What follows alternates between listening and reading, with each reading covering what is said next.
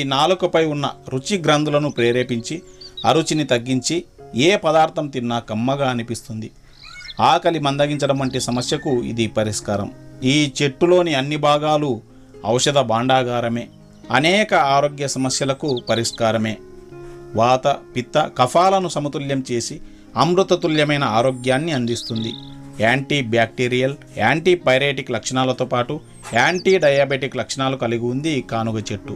ముఖ్యంగా శ్వాసకోశ వ్యాధులను నయం చేయడంలో, చర్మ వ్యాధులను రూపుమాపడంలో అద్భుతమైన పనితీరు కనబరుస్తుంది. ఇంత గొప్ప లక్షణాలు కలిగి ఉంది కాబట్టే మహాభారతంలో ఈ చెట్టు ప్రస్తావన ఉంది. ఆ కాలంలో సంతానం కోసం ఈ చెట్టును పూజించేవారట.